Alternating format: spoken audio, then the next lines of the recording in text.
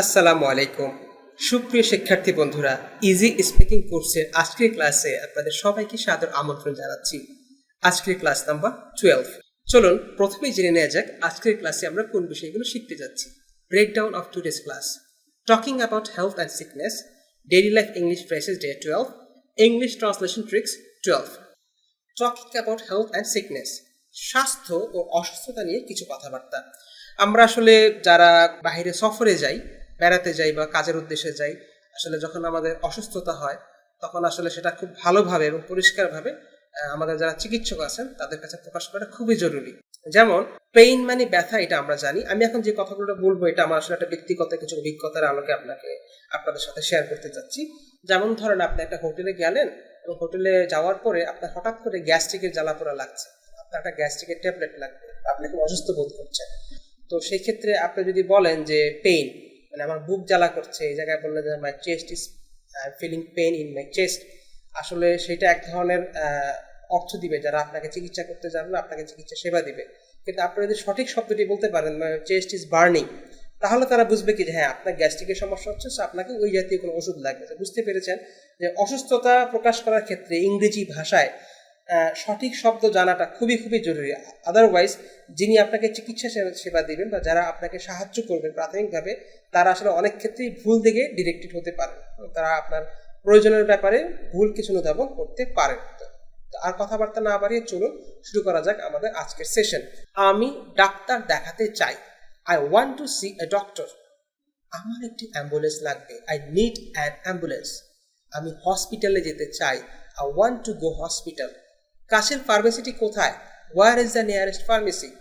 আমি অসুস্থ, I am sick. এতে ব্যথা করছে, ইট হার্টস। ধরুন আপনাকে কেউ ধরছে, বাট উনি এমনভাবে আপনাকে ধরছেন যে আপনার আরো হাতে বা পায়ে কোথাও বেশি ব্যথা লাগছে, সেক্ষেত্রে আপনি এই কথাটি বলতে পারেন, ইট হার্টস।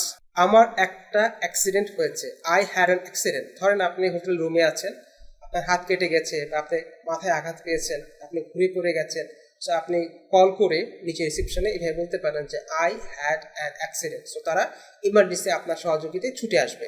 দয়া করে একজন ডাক্তারকে ডাকুন, প্লিজ কল এ ডক্টর। চিকিৎসার জন্য কত দিতে হবে, how much is the treatment. আমি কিভাবে ওষুধটি খাবো, how should I take the medicine. আমার এতে অ্যালার্জি আছে, I am allergic to it. সুপ্রিয় শিক্ষার্থী বন্ধুরা, আপনারা এখন ভিডিওটিকে পজ করতে পারেন এবং স্ক্রিনে থাকা কথাগুলোকে কমপক্ষে 5 বার করে জোরে জোরে বলতে পারেন এবং একটি খাতায় লিখে ফেলতে পারেন। স্বাস্থ্য ও অসুস্থতা নিয়ে কথা, দ্বিতীয় অংশ। এখানে ব্যথা করছে, ইট হার্টস হিয়ার। আমার মাথা ব্যথা করছে, আই হ্যাভ এ হেডেক। আমার পিঠ ব্যথা আছে, I have a back pain. আমার পেট ব্যথা আছে, আই হ্যাভ এ স্টমাক এক। আমার খাদ্যে বিষক্রিয়া হয়েছে, আই হ্যাভ ফুড পয়জনিং। আমার বদহজম হয়েছে, আই হ্যাভ ইল ডাইজেশন। আমার দাঁত ব্যথা আছে, আই হ্যাভ টুথ এক। আমার পেনিসিলিন লাগবে, আমার পেনিসিলিন লাগবে, আই নিড পেনিসিলিন। আমার প্যারাসিটামল লাগবে, আই নিড প্যারাসিটামল। আমার বমি হয়েছিল, আই থ্রিউ আপ। আমার ঠান্ডা লেগেছে, আই হ্যাভ কোল্ড। সুপ্রিয় শিক্ষার্থী বন্ধুরা, আপনারা ভিডিওটিকে পজ করতে পারেন এবং স্ক্রিনে থাকা কথাগুলোকে কমপক্ষে 5 বার জোরে জোরে বলতে পারেন এবং একটি খাতায় লিখে ফেলতে পারেন। স্বাস্থ্য ও অসুস্থতা নিয়ে কথাবার্তা, তৃতীয় অংশ। আমি অ্যাজমা রোগী, আই এম এ অ্যাজমাটিক। আমি অ্যাজমা রোগী, I am an asthmatic. আমি ডায়াবেটিক রোগী, I am diabetic.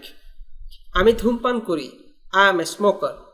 3 ঘন্টা পর পর এই ওষুধটি খেতে হবে, This medicine should be taken every 3 hours. আমার অনেক জ্বর, I have a high temperature. আমাকে ওষুধ খেতে হবে, I have to take medicine. আপনার কাছে কি কোনো ঠান্ডার ওষুধ আছে, Do you have any cough medicine? আপনারা চাইলে এই বাক্যটিকে একটু চেঞ্জ করে নিতে পারেন যে আপনার কাছে কি কোনো গ্যাস্ট্রিকের ট্যাবলেট আছে, do you have any gastric medicine বা gastric tablet, do you have any tablet for gastric. So আপনারা এইভাবে, do you have any medicine for headache, do you have any paracetamol. আপনারা বিভিন্ন প্রয়োজনে জাস্ট শেষের অংশটুকু বাক্যের পরিবর্তন করে মনের ভাবকে প্রকাশ করতে পারেন। আজ আমার ভালো লাগছে, আই ফিল ওয়েল টুডে। সুপ্রিয় শিক্ষার্থী বন্ধুরা, আপনারা চাইলে এই ভিডিওটাকে এখন পজ করতে পারেন এবং স্ক্রিনে থাকা কথাগুলোকে কমপক্ষে 5 বার জোরে জোরে বলার চেষ্টা করতে পারেন এবং একটি খাতায় লিখে ফেলতে পারেন। Some daily life English phrases. তুমি কতদিন ছুটিতে থাকবে, how long you would be on holiday. আমার রেডিও শুনতে ভালো লাগে, I am very fond of listening to the radio. তাড়াহুড়া করো না, ডোন্ট বি ইন এ হারি। সোজা হয়ে দাঁড়াও, বেকোবে না। Stand upright, don't bend. পয়সা গুনে নিন, প্লিজ কাউন্ট দ্য মানি। আমার কাছে নগদ টাকা নাই, আই হ্যাভ নো ক্যাশ। আমি শুধু শুধু বিপদে পড়ে, তুমি শুধু শুধু বিপদে পড়েছিলে। You got into trouble for nothing. যা দরকার তা নাও, take whatever you need. আপনারা চাইলেই ভিডিওটিকে এখন পজ করতে পারেন এবং স্ক্রিনে থাকা কথাগুলোকে কমপক্ষে 5 বার করে জোরে জোরে বলতে পারেন অথবা একটি খাতায় লিখে ফেলতে পারেন। Some daily life English phrases এর দ্বিতীয় অংশ। আমি ভিজিনি, আই ডিডন্ট গেট ওয়েট। বয়সের তুলনায় আপনাকে অনেক ছোট দেখায়। You look younger than your age. সে এমন দেখায় যেন সব কিছু জানে। সে এমন দেখায় যেন সব কিছু জানে। He pretends to know everything. এতেই হবে, দিস ইজ কোয়াইট এনাফ। এতেই হবে, দিস ইজ কোয়াইট এনাফ আর ইট উইল ডু। মানে আমরা মাঝে মাঝে বলি না যে হ্যাঁ এতেই চলবে, তো সেই ক্ষেত্রে আপনারা এইভাবে বলতে পারেন দিস ইজ কোয়াইট এনাফ আর ইট উইল ডু। সুপ্রিয় শিক্ষার্থী বন্ধুরা, আপনারা চাইলে ভিডিওটিকে পজ করতে পারেন এবং স্ক্রিনে থাকা কথাগুলোকে কমপক্ষে 5 বার জোরে জোরে বলতে পারেন এবং একটি খাতায় লিখে ফেলতে পারেন। English translation tricks 12। এর জন্য তিনিই দায়ী, তোমারই দোষ। খেয়াল করুন, এখানে কিন্তু খুব জোর প্রকাশ করা হচ্ছে। এর জন্য তিনিই দায়ী, তোমারই দোষ। যখন এরকম জোর দিয়ে কোনো কথা বলতে হয় তখন আমরা এগুলোকে এইভাবে অনুবাদ করতে পারি, it is he who is responsible for this. এর জন্য তিনিই দায়ী। ইট ইজ ইউ বা it's you who are to blame. তোমারই দোষ। চলুন একটি বিস্তারিত জেনে নেওয়া যাক। গুরুত্ব দেওয়ার জন্য আমরা ইট ইস বা ইটস এই শব্দটি ব্যবহার করতে পারি।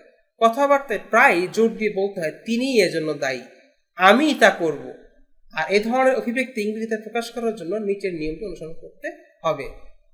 কথা শুরুতেই বলতে হবে it's he who is responsible for this. এর জন্য তিনিই দায়ী, ইটস ওকে। তোমারই দোষ, it's you who are to blame.